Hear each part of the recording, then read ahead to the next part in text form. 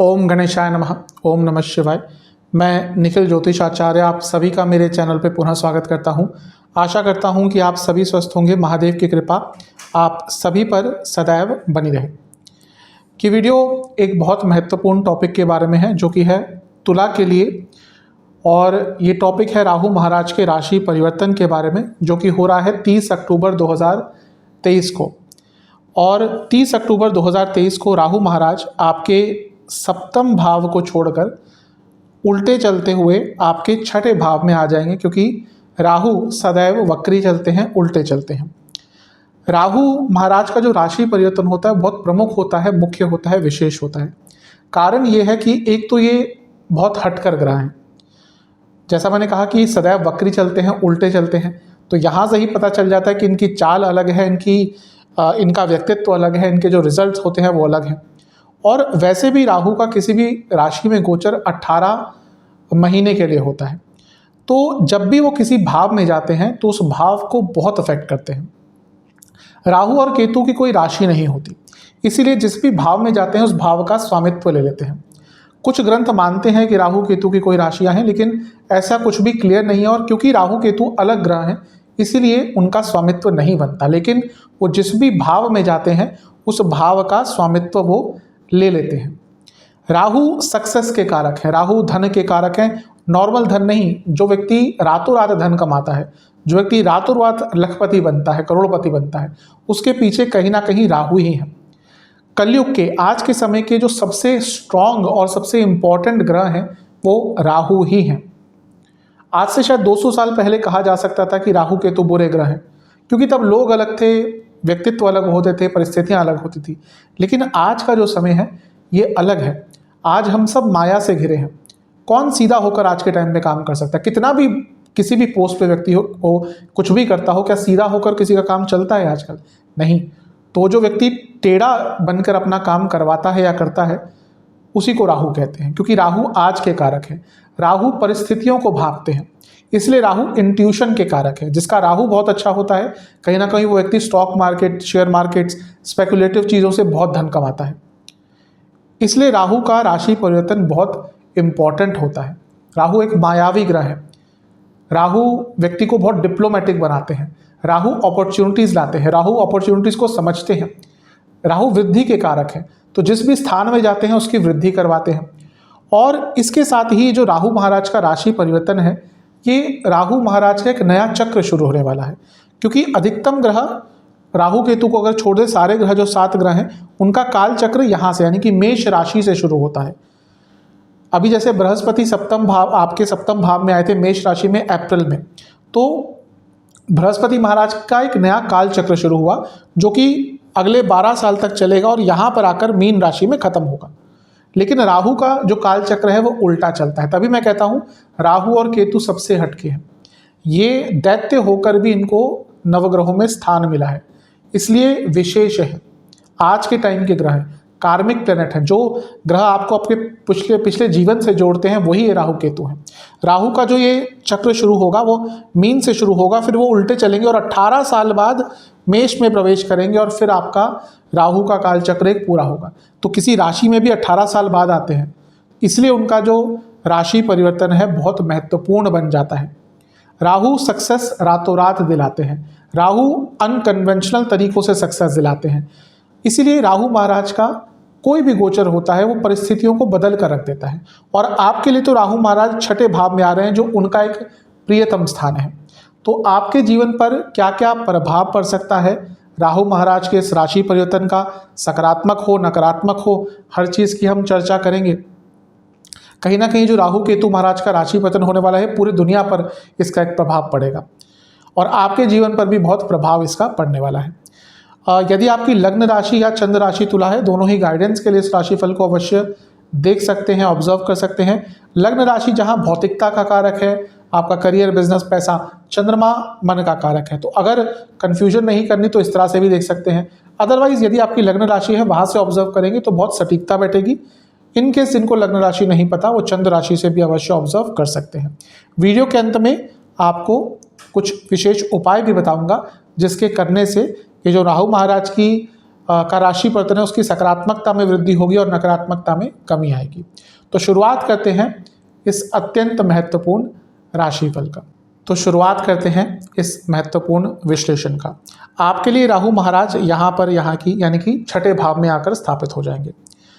अब छठा भाव जो है वो राहु के लिए बहुत अच्छा स्थान है। ज्योतिष में कुछ चीज़ें होती हैं जो लोग बस ऐसे कह देते हैं, उसका अर्थ नहीं जान पाते। वैसे ही है कि कहीं कहीं पर ज्योतिष ग्रंथों में लिखा है कि राहु शनि जैसा होते हैं और केतु मंगल जैसे होते हैं। उसका मतलब ये नहीं कि राहु का स्वभाव शनि जैसा, बल्कि पूरा ऑपोजिट है। और इसका ये मतलब ये नहीं कि केतु का स्वभाव मंगल जैसा होता, पूरा ऑपोजिट है। वो कहीं कहीं पर रिजल्ट एक जैसे देते हैं, यानी कि अच्छे रिजल्ट देते हैं। उसका यही मतलब निकलता है कि जैसे शनि छठे घर में अच्छा प्रभाव देते हैं, वैसे ही राहु भी छठे घर में अच्छा प्रभाव देते हैं। देखिए, जैसा मैंने शुरू में कहा था कि ये राहु का एक कालचक्र नया शुरू हो रहा है और राहु यहाँ पर थे 1.5 साल से और अपने अंतिम चक्र में थे और अब यहाँ पर आ गए। बहुत ऑब्वियस है कि पिछले 1.5 साल से आपकी मैरिड लाइफ में बहुत प्रॉब्लम चल रही होगी।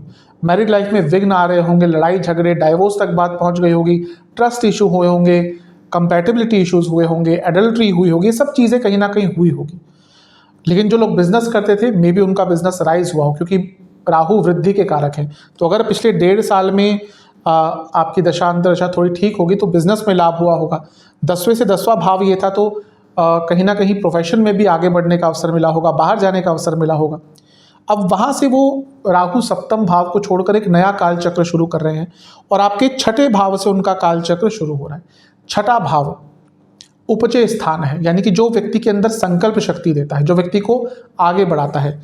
ये और ये यानी कि 3, 6, 10, 11 उपचय स्थान है। जो व्यक्ति अपने दम पर, अपने सामर्थ्य पर आगे बढ़ता है अपने जीवन में, कहीं ना कहीं उन व्यक्तियों की कुंडली में ये भाव कनेक्टेड होते हैं। स्पेशली अगर मंगल से हो गए, शनि से हो गए, क्रूर ग्रह से हो गए, तो वो व्यक्ति आगे बढ़ता ही है।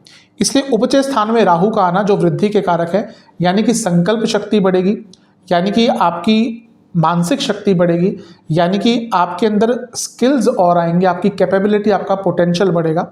और उपचय स्थान यानी कि जो व्यक्ति को जीवन में आगे लेकर जाता है। तो कंफर्म है कि राहु महाराज के कारण आपका जीवन तेज गति से आगे बढ़ने वाला है। ये अर्थ त्रिकोण होता है और राहु वृद्धि के कारक है। अर्थ मतलब कि धन, पैसा। अब जब हम अर्थ त्रिकोण की बात करते हैं, स्पेसिफिकली हम जॉब की बात करते हैं, लेकिन अर्थ है यानी कि इनकम के सोर्सेज भी बढ़ सकते हैं। तो ये कंफर्म है कि आप अगर जॉब करते हैं आपका पैसा बढ़ेगा, इवन अगर आप बिजनेस भी करते हैं आपका पैसा बढ़ेगा और आपके इनकम के सोर्सेस बढ़ेंगे। शास्त्र कहते हैं कि जब राहु छठे में आते हैं तो व्यक्ति के मल्टीपल सोर्सेस ऑफ इनकम हो जाते हैं। उसको खुद समझ नहीं आता कि कहाँ से पैसा आना शुरू हो सकता है। तो ये धन के मामले में श्रीयुक्त, कई शास्त्र कहते हैं कि छठे घर के राहु श्रीयुक्त करते हैं। श्रीयुक्त यानी कि लक्ष्मी जी युक्त। तो धन के हिसाब से तो राहु का छठे घर में आना बहुत अच्छा होता है। अनिष्ट हरते हैं, यहाँ पे भी अगर राहु आते हैं तो अनिष्ट हरते हैं 8वें घर में, और छठे भाव में भी आते हैं तो अनिष्ट हरते हैं। यानी कि आपके जीवन के कई ऑब्स्टिकल्स दूर होंगे। तभी मैंने कहा था शुरू में ही कि राहु का छठे घर में आना बहुत अच्छा होता है, बहुत शुभ होता है। और राहु यहाँ पर लंबा अरसा रहेंगे और लंबे अरसे तक वहाँ पे अकेले ही रहेंगे। और जैसा मैंने शुरू में कहा था कि राहु और केतु की कोई राशि नहीं होती, इसलिए छठे भाव का स्वामित्व ले लेंगे। जिस भाव में राहु केतु जाते हैं उसके स्वामी की तरह बिहेव करते हैं कि ये घर तो मेरा हो गया, भले उसका स्वामी कोई भी हो, लेकिन उस भाव का स्वामित्व उस टाइम के लिए जब तक गोचर है उनका, वो राहु और केतु के अंडर हो जाता है। इवन कुंडली में भी राहु जिस भाव में आपके बैठे होते हैं, उस भाव के सबसे ज़्यादा रिजल्ट अगर कोई देगा तो राहु महाराज ही देते हैं। तो छठे भाव में राहु का आना कहीं ना कहीं आपके लिए बहुत अच्छे रिजल्ट, अनिष्ट हरेंगे, ऑब्स्टिकल्स दूर करेंगे, विघ्न दूर करेंगे, जीवन को एक नया रास्ता अवश्य दिखाएंगे। राहु का छठे घर में आना व्यक्ति के दुश्मनों को भस्म कर देता है। शास्त्र सीधा ये शब्द कहते हैं, संस्कृत अगर अनुवाद करो तो दुश्मनों को भस्म कर देता है। इसका अब अर्थ ये नहीं कि सीधा आप अपने दुश्मनों को जला देंगे, नहीं, मतलब कि दुश्मनों का अंत होना शुरू हो जाता है। तो आपके दुश्मन आपसे दूर होना शुरू हो जाएंगे। अब इसके कई मतलब निकल सकते हैं। अगर हम कार्य क्षेत्र में देखें तो आपके कॉम्पिटिटर्स कम होना शुरू हो जाएंगे, आप अपने कॉम्पिटिटर्स पर हावी होना शुरू हो जाएंगे और उसके दम पर आप आगे बढ़ेंगे। बिजनेस की बात करें, वहाँ पे भी सेम चीज़ है, आप अपने कॉम्पिटिटर्स पर भारी पड़ेंगे, आगे बढ़ेंगे उनसे। और छठा भाव लीगैलिटी का है, और जैसा मैंने कहा दुश्मनों का अंत होगा। अब आपके दुश्मन के खिलाफ ही तो आप कोर्ट केस करेंगे।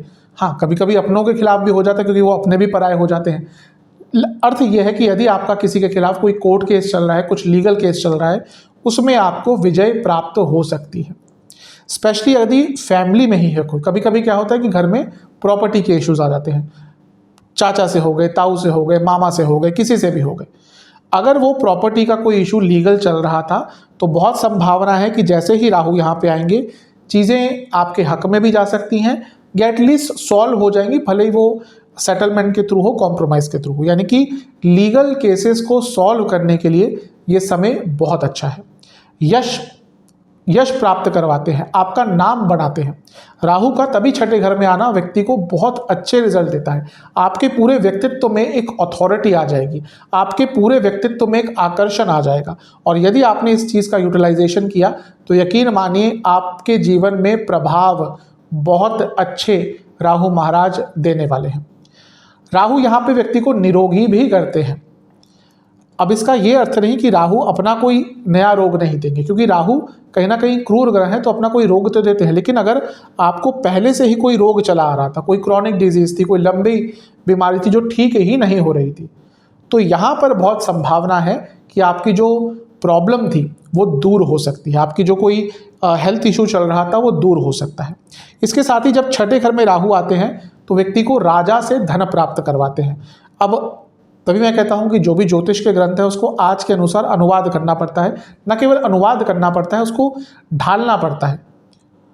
क्या समय चल रहा है उसके अनुसार क्या मतलब निकलेगा, उसके अनुसार ये मतलब निकलता है कि यदि आप काम करते हैं तो आपकी प्रमोशन भी हो सकती है, आपकी इंक्रीमेंट भी हो सकती है। इवन राहु की बात करें तो आपकी ट्रांसफ़र भी एक प्रमोशन के साथ हो सकती है। इसके साथ ही यदि आप गवर्नमेंट जॉब करते हैं तो आपको पद प्राप्ति यानी कि प्रमोशन, और इसके साथ ही धन बढ़ने की उम्मीद बहुत ज़्यादा बढ़ जाती है। और अगर आपका कोई सरकारी कार्य अटका हुआ था उसको भी यहाँ पे पूर्ण किया जा सकता है। तो राहु महाराज का छठे भाव में आना आपको अत्यंत शुभ लाभ देने वाला है। यहाँ पर जब राहु आते हैं तो व्यक्ति की वाणी में भी एक बहुत अलग सा एक अट्रैक्शन आ जाता है। तो अगर आप वाणी से संबंधित कुछ कार्य करते हैं तो भी आपको कई प्रकार के लाभ हो सकते हैं। तो राहु महाराज का यहाँ पे आना आपको अत्यंत शुभ, अत्यंत लाभकारी, अत्यंत सकारात्मक रिजल्ट देकर जाने वाला है। आपके दुश्मन आपसे डरेंगे, आपसे कोई इस टाइम में उलझने का कोशिश नहीं करेगा, और करेगा भी तो हारेगा। इसलिए जब देखिए दुश्मनों पर व्यक्ति हावी होता है और दुश्मनों की संख्या कम होनी शुरू होती है तब व्यक्ति आगे बढ़ता है, क्योंकि दुश्मन भी तो ऑब्स्टिकल्स हैं, और जब राहु यहाँ पे आते हैं तो ऑब्स्टिकल्स को दूर करते हैं, दुश्मनों को दूर करते हैं। तो ये जो समय है ये आगे बढ़ने का है। ठीक है, अभी हम केवल एक ग्रह की बात कर रहे हैं, लेकिन ये राहु महाराज है जो सबसे स्ट्रांग ग्रह है। अब ठीक है, हम ज्योतिष में कह देंगे कि सूर्य सबसे स्ट्रांग है क्योंकि वो ग्रहों के राजा हैं, लेकिन ग्रहों के राजा पर ग्रहण कौन लगाता है? राहु ही तो लगाते हैं, केतु ही तो लगाते हैं। तो जो ग्रहों के राजा पर ग्रहण लगा सकता है, जो भास्कर दिवाकर यानी कि सूर्य महाराज पर ग्रहण लगा सकता है, जो पूरे संसार को चलाते हैं, तो समझिए कि वो ग्रह कितना स्ट्रांग होगा। इसलिए जब छठे घर में राहु आएंगे तो कई विघ्नों को दूर करेंगे, आपके जीवन को, जैसे मैंने कहा, उपचे स्थान है, आगे लेकर जाएंगे, और अपॉर्चुनिटीज़ बहुत प्रचुर मात्रा में आने वाली है। आप इस टाइम में बहुत बिजी भी रहेंगे और आपके अंदर जो काम करने की लालसा है वो भी बढ़ेगी, और उसकी कहीं ना कहीं एक झलक आपको दिखना शुरू हो जाएगी। तो राहु महाराज का आपके छठे भाव में आना बहुत अच्छे प्रभाव देगा। एक चीज़ मैं इंट्रोडक्शन में बताना भूल गया, वो ये था कि राहु जिस भाव में बैठते हैं, जैसा मैंने कहा, उसका स्वामित्व हर लेते हैं। इसी के साथ वो जिस भाव में बैठते हैं उसके डिस्पोजिटर जो होते हैं, यानी कि उस राशि के स्वामी, उसका भी प्रभाव देते हैं। तो यानी कि राहु यहाँ पर बैठकर आपके बृहस्पति का प्रभाव भी देंगे, क्योंकि उसके स्वामी हैं मीन राशि के। तो बृहस्पति आपके लिए छठे घर के स्वामी हैं और तीसरे घर के स्वामी हैं। दोबारा उपचय स्थानों का मिलन हो गया। आगे बढ़ेंगे, अवश्य अपने जीवन में आगे बढ़ेंगे। आप खुद देखेंगे कि नवंबर के बाद से आपके जीवन के ऑब्स्टिकल्स धीरे धीरे धीरे करके दूर होंगे। दशा अंतर्दशा बहुत अच्छी है तो आराम से और बहुत जल्दी दूर हो जाएंगे। इसके साथ ही बृहस्पति छठे घर के ही स्वामी है, तो एक तरह से राहु यहाँ पे विपरीत राजयोग का भी फल देंगे। और बृहस्पति का जो प्रभाव है वो मई 2024 तक यहाँ पे रहेगा सप्तम भाव में, तो अचानक से विवाह के कारक भी बन जाएंगे। और बृहस्पति मई के बाद अष्टम में आएंगे तो आपके धन में वृद्धि भी करेंगे राहु महाराज यहाँ पर केवल बैठकर। इसलिए राहु महाराज का ये जो प्रभाव है, ये जो प्रताप है आपके लिए बहुत शुभ है, बहुत अच्छा है। एक नेगेटिव प्रभाव होता है, इवन सप्तम के राहु और छठे के राहु व्यक्ति को परस्तरी गामिनी या दूसरे जो अपने लाइफ पार्टनर को छोड़कर कहीं और पर उनका ध्यान लेकर जाते हैं। तो ये मेल और फीमेल दोनों पर लागू होता है, यानी कि अगर आप मेल हैं तो आपका किसी और महिला के प्रति ध्यान जाएगा और फीमेल है तो किसी पुरुष के प्रति ध्यान जाएगा। तो उससे बचिएगा, क्योंकि ये जो भाव है ये जो छठा भाव है ये सप्तम से 12वां है, तो अगर ये चीज़ें सामने आई तो कहीं ना कहीं डाइवोर्स तक बात भी पहुंच सकती है। तो राहु महाराज यहाँ पर बैठ के आपको इतने सारे रिजल्ट दे सकते हैं। ये जो पंचम भाव है ये जो छठा भाव है ये पंचम से दूसरा है। स्टूडेंट्स के लिए वृद्धि का समय है, लेकिन आपकी यदि संतान है, अपनी संतान की सेहत का ध्यान दीजिएगा, क्योंकि उनके लिए वो मारक स्थान में है। अब मैं पहले ही बता चुका हूँ, मारक बोलते हैं तो उसका मतलब मृत्यु से नहीं निकालना चाहिए, लेकिन मृत्यु तुल्य कष्ट मिल सकते हैं। तो आने वाले 1.5 साल में आपकी जो संतान है उनको कष्ट हो सकते हैं, सेहत बिगड़ सकती है, एक्सीडेंट के योग बन जाते हैं, कोई बड़ी बीमारी के योग बन जाते हैं। ये जो भाव है छठा वो चौथे भाव से तीसरा है। अचानक से प्रॉपर्टी खरीदने के भी योग बन जाते हैं, और अगर किसी के साथ मिलकर प्रॉपर्टी लेना चाहते हैं, भाई बहन दोस्त कजिन, तो उसके भी यहाँ पे योग आपके बहुत आराम से बन जाते हैं। ये जो छठा भाव है ये नवम भाव से 10वां स्थान है। अगर आपके पिताजी का कार्य कोई अटक रहा था तो उसमें लाभ मिलेगा, और हो सकता है आप विद फैमिली भी आने वाले 1.5 साल में किसी विदेश की यात्रा का प्लान बनाएं। तो ये राहु महाराज केवल यहाँ पर मात्र बैठकर ही आपको अत्यंत शुभ, अत्यंत अलग अलग प्रकार के लाभकारी रिजल्ट देने वाले हैं। अब बात करते हैं कि राहु महाराज की दृष्टियों की। अब ये ज्योतिष का एक कंट्रोवर्शियल टॉपिक है कि क्या राहु केतु की दृष्टि होती है। कई शास्त्र मौन है और कई शास्त्र कहते हैं कि बृहस्पति की तरह पंचम और नवम दृष्टि भी होती है राहु की और केतु की। और मेरा भी कहीं ना कहीं ज्योतिषीय अनुभव ये कहता है कि भले इसको हम दृष्टि ना कहें, लेकिन राहु केतु जहाँ भी बैठते हैं वहाँ से सप्तम भाव को तो दृष्ट करते ही हैं, लेकिन अपने से पंचम और नवम भाव पर भी उनका प्रभाव रहता ही है। तो अब राहु महाराज छठे घर में बैठेंगे और पंचम दृष्टि रहेगी 10वें घर पर, कार्य क्षेत्र के स्थान पर। अर्थ त्रिकोण में बैठकर कार्य क्षेत्र के स्थान को देख रहे हैं, यानी कि करियर में वृद्धि तो होगी ही। और राहु विदेश के कारक है। अगर आप विदेश जाना चाहते हैं, बहुत आराम से आपको अपॉर्चुनिटीज़ मिल सकती है। अगर ऑब्स्टिकल्स आ रहे थे इससे पहले, बहुत आराम से दूर हो सकते हैं। और राहु वृद्धि के कारक है, लेकिन राहु आज के कारक है, राहु बदलाव के कारक है। अगर करियर में बदलना है अपने आप को, या करियर में अपने आप को आगे लेके जाना है, तो अपने कार्यशैली में परिवर्तन करना पड़ेगा, कुछ नया सीखना पड़ेगा, कुछ नया ग्रहण करना पड़ेगा, कोई नया कोर्स करना पड़ेगा। तो बदलाव के लिए, वृद्धि के लिए राहु का प्रभाव 10वें घर पर बहुत अच्छा है। विदेश जाने के अवसर मिल सकते हैं। मैं ये नहीं कह रहा कि लॉन्ग टर्म मिलेंगे, वो कहीं ना कहीं कुंडली पर डिपेंड करता है। लेकिन अगर आप किसी MNC में काम करते हैं जिसके ऑफिसेज बाहर भी हैं, तो हो सकता है शॉर्ट टर्म के लिए आपको विदेश जाने का अवसर प्राप्त हो, और वो भी कहीं ना कहीं आपके रेज्यूमे में ऐड ऑन करेगा। और अगर आप अपने करियर में फील्ड बदलना चाह रहे थे, कई बार होता है कि लोग फील्ड बदलना चाहते हैं, तो उसके लिए भी राहु महाराज अच्छे परिवर्तन आपको, अच्छे रिजल्ट आपको अवश्य देकर जाएंगे। तो 10वें भाव पर जो प्रभाव है राहु का बहुत अच्छा है। अब राहु का सप्तम प्रभाव 12वें घर पर। अब देखिए 12वां घर विदेश का, राहु विदेश के कारक, तो विदेश जाने के तो योग आपके बहुत आराम से बन ही रहे हैं। आप स्टूडेंट हैं, कार्य के लिए जाना चाहते हैं, बिजनेस के लिए जाना चाहते हैं, घूमने के लिए जाना चाहते हैं, तो राहु महाराज का 12वें घर पे प्रभाव आपको बहुत अच्छे रिजल्ट देगा। राहु छठे घर में भोगी बनाते हैं, और भोग का जो एक प्रभाव है उसी को मिलता है जिसके पास पैसा होता है। अदरवाइज तो व्यक्ति जब उसके पास पैसा ही नहीं हो, क्या भोग करेगा।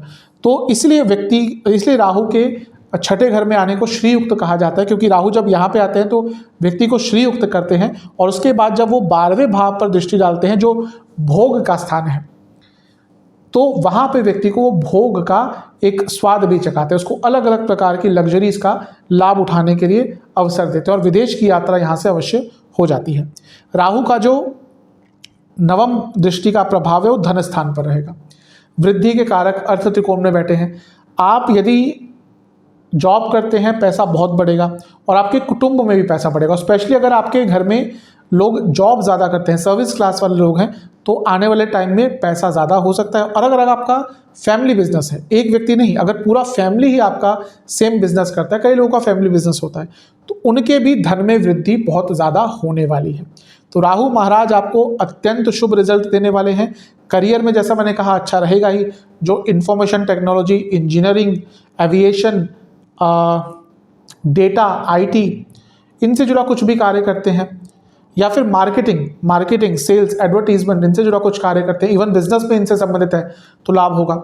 लव लाइफ के लिए देखिए ठीक ठाक सा है। लव और मैरिड लाइफ के लिए मैं बहुत बुरा नहीं कहूँगा, लेकिन बहुत अच्छा भी नहीं कहूँगा। हाँ, मैरिड लाइफ पर जो प्रभाव चल रहा था पहले से, उसमें बहुत शांति आएगी, क्योंकि पिछले 1.5 साल में तो मैरिड लाइफ में बहुत प्रॉब्लम्स आई होंगी। लेकिन अब क्योंकि राहु छोड़ देंगे, 7वें घर को 6ठे में आ जाएंगे, तो मैरिड लाइफ में चीज़ें ठीक होना शुरू हो जाएंगी। लव लाइफ में थोड़ी सी क्लैरिटी की कमी रहा करेगी, यानी कि कभी कभी ट्रस्ट इश्यूज आपके अपने पार्टनर पे हो सकते हैं। स्टूडेंट्स के लिए बहुत अच्छा है, क्योंकि राहु एक क्रूर ग्रह है, तो 6ठे घर में कॉम्पिटिटिव एग्जाम में सफलता दिला सकते हैं। लेकिन क्योंकि 6ठे घर में बैठे हैं, तो कभी कभी व्यक्ति को भ्रमित भी करते हैं, इसलिए अपनी एकाग्रता पर काम करेंगे तो कॉम्पिटिटिव एग्जाम के लिए आपका समय अच्छा रहेगा। तो ओवरऑल राहु महाराज आपको बहुत अच्छे प्रभाव दे रहे हैं। तुला के लिए राहु के कारण आने वाले समय में बहुत शुभता मुझे प्रतीत हो रही है। सेहत की बात करें, देखिए मैंने कहा कि निरोगी करते हैं, यानी कि कोई पुराना रोग चल रहा था, कुछ और ऑलरेडी आपको प्रॉब्लम चल रही थी, तो उससे तो निकल पाएंगे। लेकिन हर ग्रह का अपना एक रोग होता है। तो राहु जब 6ठे घर में आते हैं तो इंटेस्टाइन की प्रॉब्लम देते हैं, पेट की प्रॉब्लम थोड़ी सी देते हैं, इन्फेक्शंस बहुत, पेट के बहुत इन्फेक्शंस करवाते हैं, नेत्र पीड़ा देते हैं, नेत्र रोग देते हैं, दांत के रोग दे सकते हैं, और साइनस की प्रॉब्लम आपकी बढ़ा सकते हैं। तो अच्छा हाँ, लोअर बैक में भी आपकी बहुत दर्द होना शुरू हो जाएगा। तो सेहत के हिसाब से इन सब चीज़ों पर थोड़ा सा ध्यान दीजिएगा। उपाय की बात कर लेते हैं। क्योंकि राहु महाराज का राशि परिवर्तन थोड़ा लंबे अरसे का होता है, तो उपाय भी थोड़े विस्तृत होंगे इनके। पहला उपाय आपको 3 शनिवार करना है, दुर्गा माता के या किसी भी देवी के मंदिर में, लेकिन स्पेसिफिकली अगर दुर्गा माता का मंदिर है कोई आसपास, तो वहाँ पर 3 शनिवार को या एक नारियल अर्पण करना है। उसके साथ ही 3 प्रकार के फलों का भोग लगाना है माता को। ये करने के बाद दुर्गा चालीसा का 5 बार पाठ करना है और मंदिर में दक्षिणा दे के आनी है। दूसरा उपाय 3 शनिवार करना है। एक पात्र में दूध लेना है, गंगा जल लेना है, उस द्रव्य में थोड़े से सफ़ेद तिल मिलाने हैं और थोड़ी सी शक्कर मिलानी है। इस द्रव्य से आपको महादेव का अभिषेक करना है, और अभिषेक करने के बाद ओम विश्वेश्वराय नमः, ओम विश्वेश्वराय नमः मंत्र का 108 बार जाप करना है।